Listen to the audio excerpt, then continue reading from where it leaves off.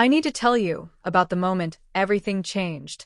It was a Tuesday night, nothing special, just me and my roommate Sarah sitting on our worn-out couch, watching some forgettable movie.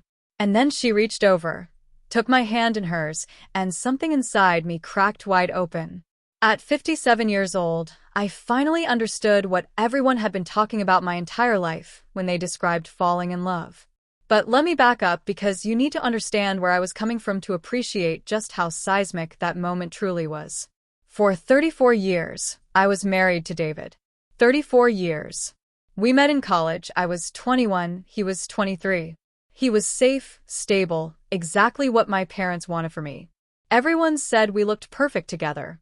We had the wedding, the house in the suburbs, the 2 kids, the golden retriever, the Christmas cards with matching sweaters. From the outside, we were living the dream. From the inside? I was suffocating, and I didn't even know it. I remember our wedding night so clearly. Everyone kept asking if I was excited, if I could barely contain myself. I smiled and nodded, but honestly, I felt nothing. I chalked it up to nerves, to being tired from the long day. I told myself that passion was something you saw in movies, not real life. Real life was about partnership, compatibility, shared goals. Real life was about being practical. The intimacy between David and me was functional. That's the word I used in my head for decades. Functional. I'd close my eyes and think about getting it over with, about the grocery list, about whether I'd locked the back door. I assumed this was normal. I assumed every woman felt this way, and we all just pretended otherwise because that's what you did. You performed your wifely duties. You didn't complain. You certainly didn't expect fireworks. I threw myself into being a mother instead. That love, the love for my children, Emma and Michael, that was real and all-consuming. I poured everything I had into them. PTA meetings, soccer practices, school plays, college applications. They became my entire world, because my marriage certainly wasn't. David and I existed in the same house like polite roommates. We talked about bills and schedules, and whose turn it was to get the oil changed. We slept in the same bed, but might as well have been on different planets. And I told myself this was just what marriage became after decades together. The spark fades. You settle into routine. Everyone deals with it. After the kids moved out, the house felt cavernous. The silence between David and me grew louder. We'd sit at dinner with nothing to say to each other. I'd watch him chew his food and wonder who this stranger was that I'd spent over 3 decades with. Then came the diagnosis. Pancreatic cancer. David was gone within 8 months. Everyone expected me to be devastated. And I was, but not in the way they thought. I grieved for him as a person, for the father of my children, for the life cut short. But I didn't grieve the loss of a great love because, if I'm being completely honest with myself, it had never been there. And that realization made me feel like a monster. Hey, before I continue, I'd love to know where you're watching from. Drop your city or country in the comments below. And if you're finding this story relatable or eye-opening, please hit that like button and subscribe. It means more than you know to share these truths together. At 56, newly widowed, I was lost. Emma and Michael kept calling, checking on me, suggesting I get out there again and maybe try dating. The thought made me want to crawl into bed and never emerge. Another relationship like the one I'd just escaped from? Another 34 years of feeling nothing? I'd rather be alone forever. That's when I made the decision that would change everything. I needed a fresh start. I sold the house with all its suffocating memories and moved 3 hours away to a smaller town near the coast. I found a little 2-bedroom cottage that needed a roommate to help with rent, and that's how Sarah entered my life. The listing said, artist seeking responsible, quiet roommate. Must love cats and terrible reality TV. Something about it made me smile for the first time in months. I called the number. Sarah answered on the second ring, her voice warm and bright like sunshine. Please tell me you're not some kind of serial killer, she said, laughing. Because I'm really terrible at background checks, and I desperately need someone to help me afford this place. We met for coffee the next day. She was 53, recently divorced, with wild, curly gray hair she refused to dye and paint-stained fingers. She wore flowing clothes in jewel tones and silver rings on every finger. She was vibrant and alive and completely unlike anyone I'd ever known. "You seem sad," she said bluntly, studying my face. But interestingly sad. Not boring sad. I burst out laughing despite myself. "Is there a difference?" "Oh, absolutely," she said, grinning. "Boring sad people want to talk about their feelings constantly. Interesting sad people are running from something. I prefer the runners." I moved in 2 weeks later. Living with Sarah was like being introduced to color after a lifetime of seeing in black and white. Everything about her was vivid, unapologetic, alive in a way I'd never experienced before. She'd dance around the kitchen making breakfast, singing off-key to Fleetwood Mac. She'd paint at 2 in the morning when inspiration struck, leaving the cottage smelling of turpentine and creative energy. She'd drag me to farmers markets and vintage bookshops and tiny art galleries in converted warehouses. She made me try foods I'd never heard of, watch foreign films with subtitles, stay up late talking about philosophy and dreams and all the things I'd never made time for in my previous life. "You need to learn how to live again," she told me one night, pouring us each a generous glass of red wine. "You've been performing for so long, you've forgotten who you actually are underneath all that." She was right, of course. I'd spent 56 years being who everyone else needed me to be, the good daughter, the perfect wife, the devoted mother. I'd never stopped to ask what I wanted, what I needed, who I actually was when no one was watching. Sarah had this way of really seeing people. She'd study my face while I talked, like she was memorizing every detail. She'd remember tiny things I mentioned in passing, how I loved the smell of rain, how I'd always wanted to learn pottery, how I secretly preferred my coffee black but ordered it with cream because David had always said black coffee was too bitter. "You know you can have your coffee however you want now, right?" she said, raising an eyebrow. He's gone. "You're free." Free. The word echoed in my head for days. I started noticing little things. The way my heart would speed up when I heard Sarah's key in the door. How I'd find myself watching her move around the kitchen, admiring the grace in her paint-stained hands. How I'd feel this strange flutter in my chest when she'd absent-mindedly touch my shoulder while passing behind me. How I'd catch myself hoping she'd suggest we stay in rather than her going out with her friends. I told myself I was just lonely, that I'd been isolated for so long, starved for genuine human connection, that of course I was drawn to the first person who showed me authentic warmth. It was friendship. Deep, meaningful friendship. Nothing more. But then there were moments that made my carefully constructed explanations crumble. Like the Saturday morning she emerged from her room in an old band t-shirt and pajama shorts, her hair a wild mess, and I felt my mouth go dry. I physically had to look away, confused by the heat rising in my cheeks. Or the evening we watched a movie together, and she casually rested her head on my shoulder. I stopped breathing. Every nerve ending in my body became hyper-aware of the weight of her head, the warmth of her body pressed against mine. The movie played on, but I couldn't tell you a single thing that happened. I was completely consumed by her proximity. I started having dreams. Nothing explicit at first, just Sarah and me in various scenarios, but the emotional tenor was unmistakable. I'd wake up with my heart pounding, feeling guilty and confused and inexplicably disappointed that I was alone in my bed. One night, Sarah hosted a small dinner party. Her friends were artists, writers, activists, people who lived boldly and authentically. There were several same-sex couples there, casually affectionate with each other in a way that made something twist in my chest. I watched 2 women say goodbye at the end of the night, sharing a kiss so tender and full of love that I had to look away because tears were pricking my eyes. "You okay?" Sarah asked softly after everyone left. "I don't know," I admitted.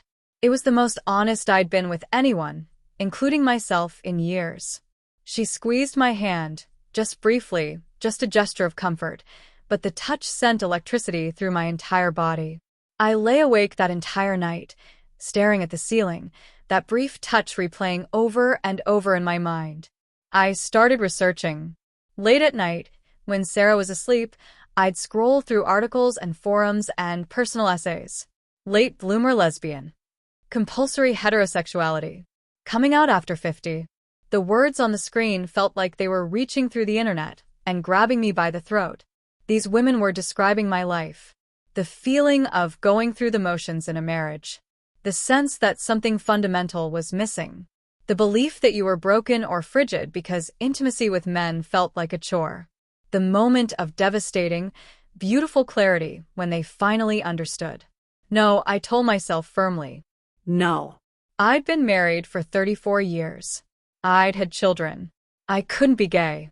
That wasn't how it worked. You didn't just discover something like that at 57 years old. But the thoughts wouldn't stop. And every day, living with Sarah, the feelings grew stronger. I was terrified. I was exhilarated.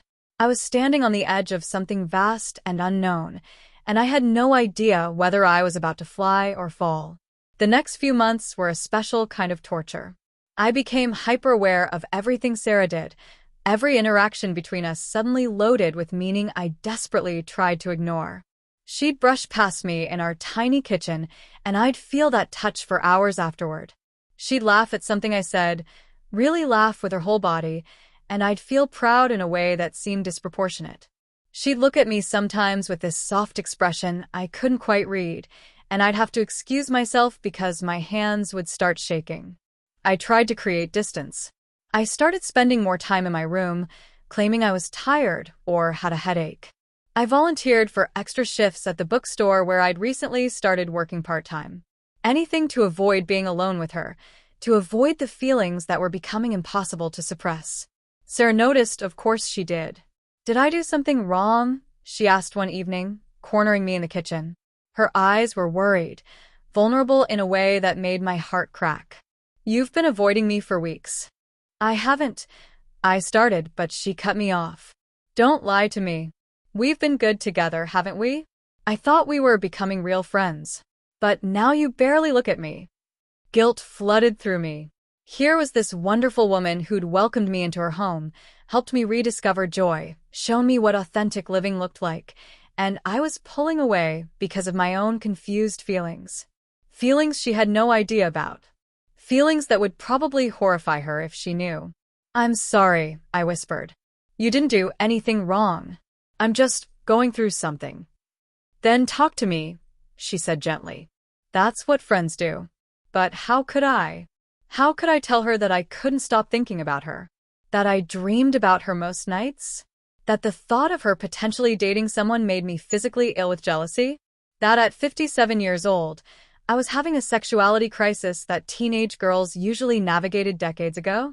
I changed the subject, deflected, made an excuse about being tired.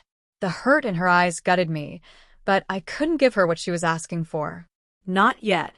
Emma called around this time, my youngest, the one who'd always been more perceptive than her brother. "Mom, you sound different," she said. "Happier, but also, I don't know, stressed? What's going on?" "Nothing, sweetheart. Just adjusting to this new life." "How's the roommate situation? Is she treating you okay?" "Sarah's wonderful," I said, and my voice came out softer than I intended. "She's been really good for me." There was a pause on the other end. "Mom, the way you just said her name?" My blood ran cold. "What do you mean?" "Nothing. Never mind. I'm glad you have a good friend." But I could hear the question in her voice, the uncertainty. Even Emma was picking up on something I couldn't hide anymore. I started watching videos, reading more personal accounts. I found myself particularly drawn to stories from women who'd come out later in life, 50, 60, even 70. Their words resonated so deeply it hurt. They talked about the years of performance, of feeling like they were watching their own lives from outside their bodies, of thinking something was fundamentally wrong with them. One woman wrote, "For 40 years, I thought I was broken. Then I kissed a woman, and I realized I'd just been kissing the wrong people." I read that line over and over until I'd memorized it.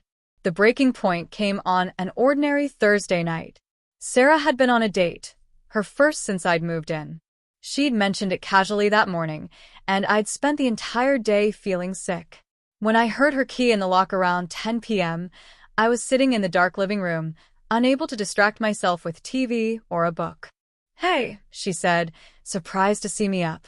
Why are you sitting in the dark? I turned on a lamp. How was your date? She shrugged, kicking off her shoes. Meh. He was nice enough, but no spark. I left after one drink. She studied my face. Have you been crying? No. I lied, but my voice cracked. Sarah sat down beside me on the couch, close enough that I could smell her perfume. Something woody and warm that I'd become addicted to. What's really going on with you? And please, please don't say nothing again. I care about you too much to keep watching you suffer in silence. The words too much echoed in my head. What did that mean? How did she care about me? As a friend? As something more? Was I reading into everything because I wanted to see signs that weren't there? I'm scared, I finally admitted. Of what? Of everything changing. Of losing what we have. Of being someone I don't recognize. She took my hand, actually took it in hers, her fingers lacing through mine, and that simple touch felt more intimate than 34 years of marriage ever had. Change isn't always bad, she said softly. Sometimes it's the most beautiful thing that can happen to us. I looked down at our intertwined hands, at how perfectly they fit together, and something inside me surrendered. That hand-holding moment should have ended with me pulling away, making an excuse, retreating to my room. That's what I'd done 100 times before when things got too intense, too confusing. But I didn't pull away. I couldn't. For the first time in my life, I let myself feel what I was feeling without immediately trying to shut it down. Sarah didn't move either. We sat there in the dim lamplight, hands clasped, neither of us speaking. The silence stretched on, but it wasn't uncomfortable. It was charged, heavy with unspoken words and possibilities I was too afraid to name. I think you should tell me what's really going on, Sarah finally said, her thumb tracing small circles on the back of my hand. Because this, she gestured between us. This energy between us. I'm not imagining it, am I? My heart stopped. She felt it too. This wasn't just my imagination or my confusion. She felt it too. I don't know what you mean, I whispered, still clinging to denial even as my entire body betrayed me, trembling at her touch. Yes, you do. Her voice was gentle but firm. Look at me. I forced myself to meet her eyes. The expression on her face was so tender, so knowing, that I felt tears spring to my eyes. Sarah, I can't. Can't what? I can't be what you think I am. The words tumbled out desperately. I was married to a man for 34 years. I had children. I'm not. I've never. Never what? Never been with a woman? She said it so casually, so without judgment, that it somehow made it even more terrifying. I nodded, unable to speak around the lump in my throat. That doesn't mean anything, she said. Lots of women don't figure themselves out until later. There's no timeline for self-discovery. I'm 57 years old, I said, and it came out almost like an accusation. People don't just discover they're gay at 57. Why not? She squeezed my hand. Who made that rule? I didn't have an answer. I just always assumed, what? That sexuality was something you knew from birth? That if you'd lived decades as a straight woman, that's what you were and a story? But nothing about my life as a straight woman had ever felt right. Nothing had ever felt true until I met Sarah. I'm terrified, I admitted, tears now sliding down my cheeks. I'm terrified of what this means. Of what people will think. Of losing my kids. Of being wrong. Of being right. Of everything. Sarah reached up with her free hand and gently wiped away my tears. The tenderness of that gesture broke something open inside me. Can I tell you something? She asked softly. I nodded. I've known I was attracted to you since the day you moved in. The way you looked at the world with such sadness and curiosity at the same time, it captivated me. And over these months, watching you slowly come back to life, learning who you really are underneath all those years of pretending, I've fallen for you. Completely. I couldn't breathe. The world had narrowed down to just us, just this couch, just her hand in mine, and her eyes on my face. And I know you feel it too, she continued. I can see it in the way you look at me, when you think I'm not paying attention. The way you light up when I come home. The way you were miserable all day while I was on that date tonight. You knew I was upset about your date? Of course I knew. And, honestly, she smiled slightly. I only went because I was trying to convince myself that what I feel for you isn't mutual. That I was imagining your feelings. But I'm not imagining them, am I? I shook my head slowly. No. You're not imagining them. Saying it out loud felt like stepping off a cliff. I have no idea what I'm doing, I continued, the words spilling out now. I don't know how to be this person. I don't know how to be gay, or queer, or whatever I'm supposed to call it. I don't know anything except that when I'm with you, I feel more alive than I've felt in my entire life. And when you're gone, it's like all the color drains out of the world. And when you mentioned that date, I wanted to scream or cry or both because the thought of you with someone else made me feel like I was dying. And I know that sounds dramatic and ridiculous, but it's true.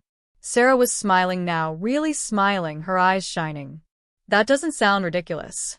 That sounds like exactly how I feel about you. We stared at each other. The air between us felt electric, trembling with potential. What does it feel like? I asked, my voice barely a whisper. Kissing a woman? Is that what you want to know? Her voice was equally soft. Or, is that what you want to find out? My heart was pounding so hard I thought it might burst out of my chest. Every rational thought in my head was screaming at me to stop this, to pull back, to protect myself. But I was so tired of protecting myself. So tired of being safe. So tired of performing. I want to find out. I breathed. Sarah moved slowly, giving me every opportunity to change my mind, to pull away. Her hand came up to cup my cheek, her thumb brushing across my skin with such gentleness that I thought I might shatter. We can stop any time, she whispered. No pressure. No expectations. But I didn't want to stop. For the first time in my life, I wanted something with every fiber of my being, with a clarity that left no room for doubt. Please, I whispered back. Please kiss me. She leaned in, slowly closing the distance between us, and when her lips finally touched mine, the entire world disappeared. It wasn't just a kiss. It was an earthquake. It was every answer to every question I'd ever had about myself. It was coming home to a place I'd never been before, but somehow recognized instantly. Her lips were soft, infinitely softer than any kiss I'd experienced before. She kissed me carefully at first, sweetly, and I felt something inside me crack wide open. This was what it was supposed to feel like. This overwhelming, consuming, beautiful feeling. This was what everyone had been talking about my entire life. When I kissed David, I'd felt nothing. When I kissed the 2 boyfriends I'd had before him, I'd felt nothing. I'd thought I was the problem, that I was built without whatever component made people feel desire, feel passion, feel that spark everyone described. I wasn't broken. I'd just been kissing the wrong people for 57 years. I made a sound, something between a sob and a gasp, and Sarah pulled back slightly, concerned. Are you okay? Do you want to stop? No, I said fiercely, almost desperately. Don't stop. Please don't stop. I kissed her again, less carefully this time, my hands coming up to tangle in her hair. She responded immediately, pulling me closer, and I felt desire flood through my body in a way I'd never experienced before. I'd read about wanting someone, heard people describe it, watched it portrayed in movies. But I'd never felt it. Not once in 57 years. Until now. We kissed like teenagers, like people discovering something precious and new. My entire body was alive with sensation, every nerve ending firing, every sense heightened. I could feel her heartbeat where our bodies pressed together. I could taste the wine we'd shared earlier. I could smell her perfume mixing with something uniquely her. When we finally broke apart, both breathing hard, I started to cry. Not sad tears. Tears of relief, of recognition, of grief for all the years I'd spent not knowing this was possible. I didn't know. I sobbed into her shoulder as she held me. I didn't know it could feel like this. I thought I was broken, Sarah. For 57 years, I thought something was fundamentally wrong with me. There's nothing wrong with you, she said fiercely, stroking my hair. You're perfect. You're exactly who you're supposed to be. We stayed up all night talking. I told her everything about the emptiness of my marriage, about the guilt I'd felt for not loving David the way a wife should, about the relief mixed with shame when he died, about the years and years of feeling like I was performing my own life rather than living it. I grieved my marriage, I told her as we lay tangled together on the couch, her arms around me. But not because I lost David, because I realized I'd wasted 34 years on something that was never real. And I felt like such a terrible person for thinking that. You're not terrible. You did what you were supposed to do. What society told you to do. What your family expected. That's not your fault. But I could have figured it out sooner. There were signs. I can see them now looking back. The way I felt about my best friend in high school. The English teacher I was obsessed with in college. The female characters in books and movies I was drawn to. I explained it all away, but the signs were there. Maybe you weren't ready to see them, Sarah said gently. Maybe you needed to live the life you lived to get to where you are now. To get to this moment, right here with me. I kissed her again, marveling at how natural it felt, how right. I'm 57 years old, and I'm having my first real kiss. How does it feel? Like I've been living in black and white my whole life, and someone just turned on the color. I traced my finger along her jawline, still amazed that I was allowed to touch her like this.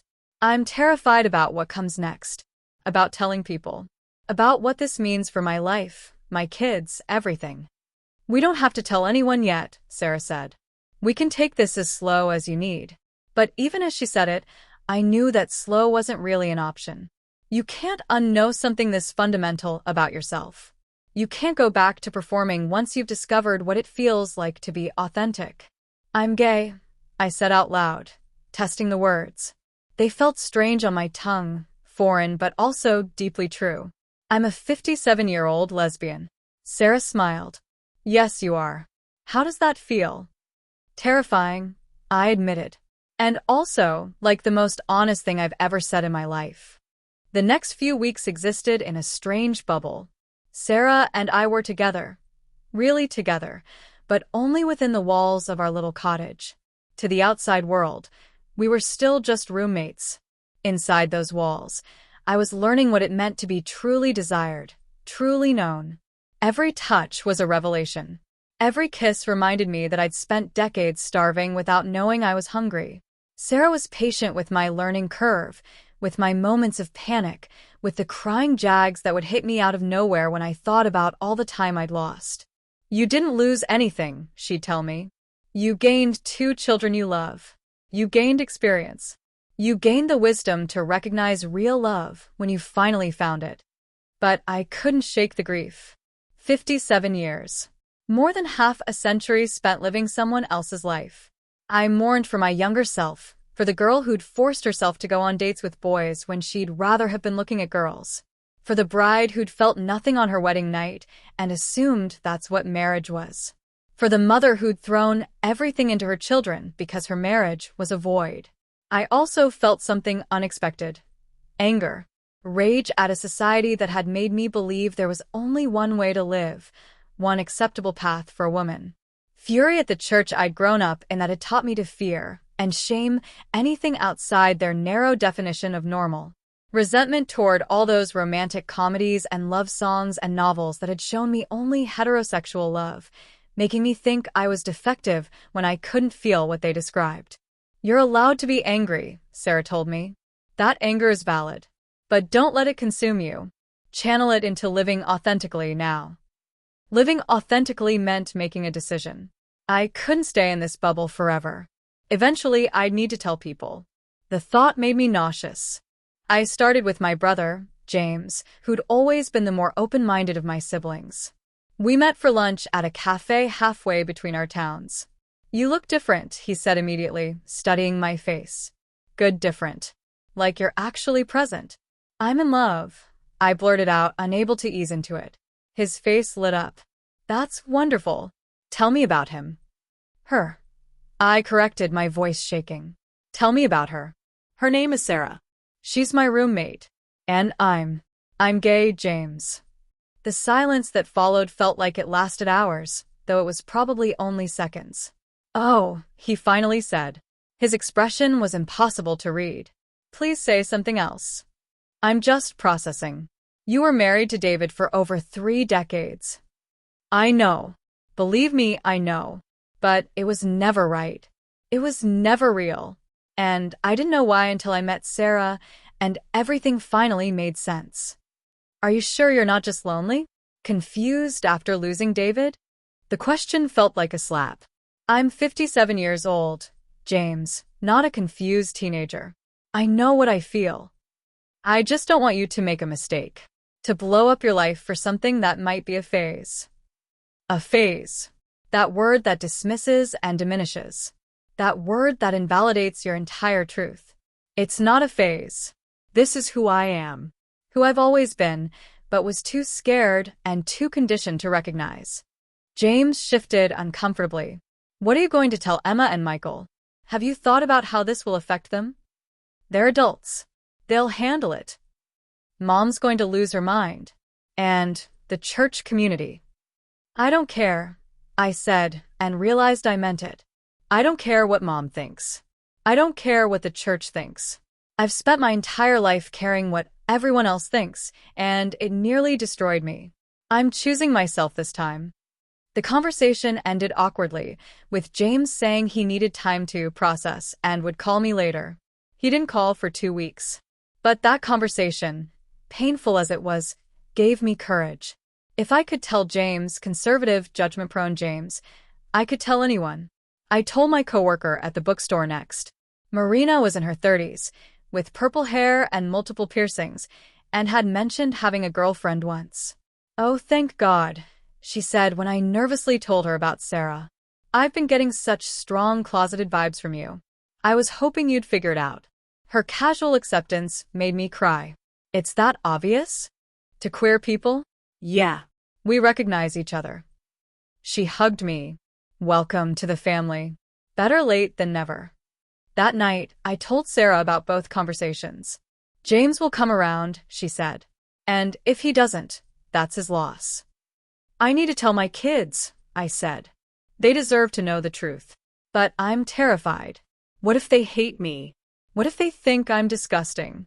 What if they say I've tarnished their father's memory?" "Then they'll be wrong," Sarah said firmly. "But they're your children. They love you. Give them a chance to surprise you." I knew she was right, but knowing something intellectually doesn't make it less terrifying. I picked up my phone, stared at Emma's contact information, and tried to find the courage to press call. I called Emma first. She was the more empathetic of my 2 children, the one more likely to lead with compassion than judgment. The phone rang 3 times before she answered. "Mom, "I was just thinking about you. How are you?" The warmth in her voice made what I had to do even harder. "Emma, sweetheart, I need to tell you something important." can you talk?" "Are you somewhere private?" The immediate shift in her tone told me she'd caught my seriousness. "Yeah, I'm home. Mark's at work." "What's going on? Are you sick?" "No, nothing like that. I took a deep breath. Sarah squeezed my hand, giving me strength. "I'm seeing someone." "Sarah." "My roommate. We're together." "Emma, I'm gay." The silence on the other end was deafening. "Emma? I'm here. I'm just, what?" "I know this is a shock." "A shock. Mom, you were married to Dad for 34 years. You had us. How can you suddenly be gay?" "It's not sudden. I think I've always been this way, I just didn't understand it. Didn't let myself understand it. That's insane." Her voice was rising. "You can't just decide you're gay at 57 years old. That's not how it works. Emma, please try to understand." "Understand what? That my father wasn't enough for you? That your whole marriage was a lie? That everything I thought I knew about my family was fake?" "It wasn't fake. I loved your father." "Clearly not." She was yelling now. "You can't love someone and be gay, Mom. You can't have it both ways. Either you loved Dad, and you're going through some kind of breakdown, or you never loved him, and you're basically saying my entire childhood was built on a lie." Tears were streaming down my face. "It's more complicated than that. Is it? Because it seems pretty simple to me. You're being selfish. You're rewriting history to justify this thing with your roommate. Dad's barely been dead 2 years, and you're already erasing him. I'm not erasing him. He was a good man. He was a good father. But apparently not a good enough husband to keep you straight. The cruelty of that comment took my breath away.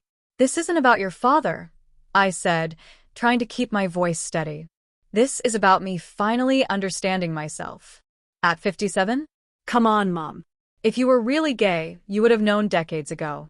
This is clearly just confusion. Or loneliness. Or maybe you're just desperate for attention now that you're not a wife or a mother anymore. You're having an identity crisis and dragging this poor woman into it. Sarah isn't being dragged into anything. I can't do this right now. Emma cut me off. I need to process. I need to talk to Michael. I can't. She hung up. I sat there staring at my phone, sobbing so hard I could barely breathe. Sarah held me, rocking me gently, but nothing could ease the pain of my daughter's rejection. Give her time, Sarah whispered.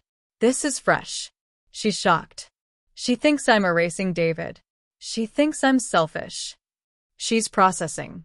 People say things they don't mean when they're overwhelmed. But the damage was done. That conversation played on repeat in my head for days. Michael called 2 days later. Emma had told him, apparently, and his reaction was somehow worse. Mom, this is embarrassing, he said flatly. You're nearly 60 years old. You can't be doing this. Doing what? Being honest about who I am. Having a midlife crisis and calling it a sexual identity. Do you know how this looks? What people will say. I don't care what people say. Well, I do. My colleagues, my friends, everyone knew you and Dad. Everyone thought you had this perfect marriage. And now you're going to parade around with a woman and expect everyone to just accept it. I'm not parading around. Emma said you're in love with her. Your roommate. Jesus, Mom. How did this even happen? Did she seduce you? Take advantage of you while you were grieving? No. The accusation made me furious. Sarah didn't do anything wrong. I'm the one who. So you seduced her? You pursued this. It wasn't like that. It just happened. We have a connection. You had a connection with Dad, too. Or was that all fake? Why did everyone keep asking me that? Why couldn't they understand that you could care for someone without being in love with them? That you could build a life with someone and still be living a lie? My relationship with your father was real, I said tiredly. It just wasn't what it should have been. And that's not his fault or mine. We were both doing the best we could with what we understood. That's a cop-out, and you know it. You made vows, Mom. Till death do us part. And now, barely 2 years after he's gone, you're dishonoring his memory by playing house with some woman. I'm not playing house. I'm living my truth. Your truth. He laughed bitterly. Since when did you start talking like that? This is exactly what I'm talking about. She's gotten into your head. She's changed you. She helped me find myself. You're a grandmother, Mom. Emma's pregnant. Did you know that? She was going to surprise you, but I guess now it doesn't matter. She doesn't even want you at the baby shower. She's ashamed of you. We both are. That hit like a physical blow. Emma was pregnant. I was going to be a grandmother again. And my daughter didn't want me there because of who I loved. Michael. I need some space. We both do. Maybe you'll come to your senses eventually. Maybe this is just grief making you crazy. But until you do, I think it's best if we keep our distance. He hung up before I could respond. I told myself not to call him back, not to beg, not to grovel. But late that night, I sent Emma a text. Sweetheart, congratulations on the pregnancy. I love you so much. I'm still your mother, no matter what. She left me on read. The rejection from my children broke something in me. I stopped eating properly. I couldn't sleep. I'd lie awake wondering if I'd made a terrible mistake. Maybe they were right. Maybe this was just grief, just loneliness, just me having a breakdown after losing David. Look at me, Sarah said one night, finding me crying in the dark. Do you love me? Yes, I whispered. Are you attracted to me? Genuinely. Physically attracted? Yes. Have you ever felt this way about anyone else? Including David? No. Never. Then you're not confused. You're not having a breakdown. You're gay. And your children are scared and lashing out because this challenges their understanding of their family. But that's their journey to go on, not yours. What if they never come around? What if I've lost them forever? Then you'll grieve that loss. But you won't go back in the closet. You won't unbecome yourself to make them comfortable. You can't build your happiness on making yourself small. She was right, but that didn't make it hurt any less. I decided I needed support. Real support from people who understood.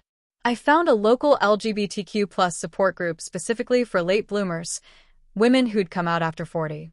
Walking into that first meeting felt like coming home. There were 12 other women there, ranging from their mid-40s to their early 70s. Every single one of them had a story that echoed mine in some way.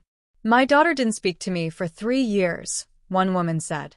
Now she's my biggest supporter. But those 3 years nearly destroyed me.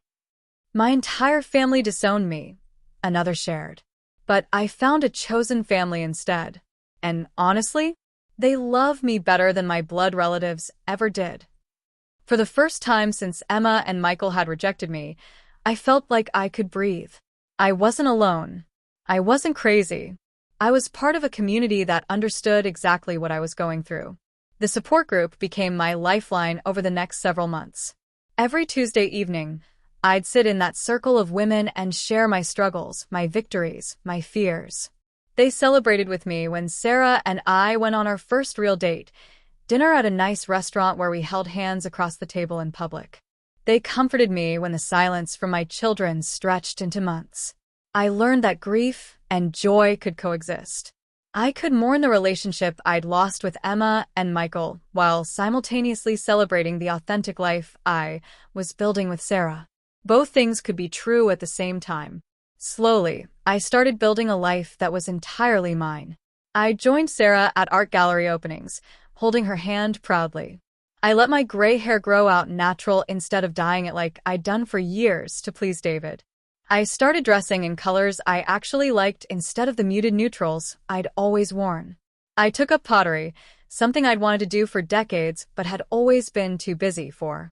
I made new friends in the queer community, women who understood me, who celebrated my late-blooming journey instead of questioning it. For the first time in my life, I felt truly seen. 6 months after that devastating phone call with Michael, Emma reached out. Just a text. Can we talk? My hands shook as I typed back. Of course. Anytime. We met at a cafe. She was visibly pregnant now, her belly round under a flowing dress. Seeing her carrying my grandchild made my heart ache with longing. I'm sorry, she said before I could even sit down. Mom, I'm so sorry for how I reacted. I burst into tears immediately. I've been in therapy, she continued, her own eyes wet, processing all of this. And I realized I was making your identity about me, about Dad, about my understanding of our family. But it's not about any of that. It's about you finally being happy. You don't know how much I needed to hear that, I whispered. I've been watching your social media. You look so different now. Lighter. Like the person in those photos is actually you, not just someone performing being you. She reached across the table and took my hand. I want to meet Sarah. Properly. I want to know the woman who helped my mother finally find herself. We talked for hours. I told her everything. The truth about my marriage to David, the years of feeling broken, the moment I realized I wasn't straight.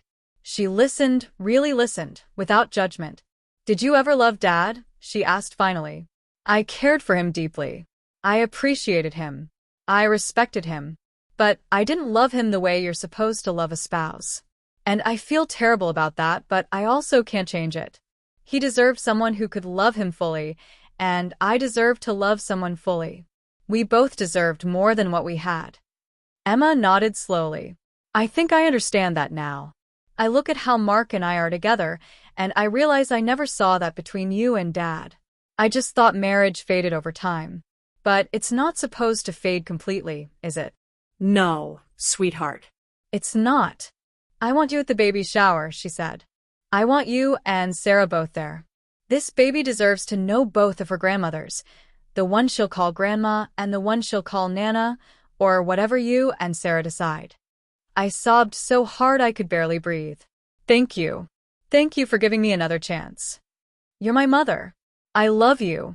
Even when I'm angry or confused or scared, I love you. And I'm sorry I let my fear make me cruel. Michael took longer.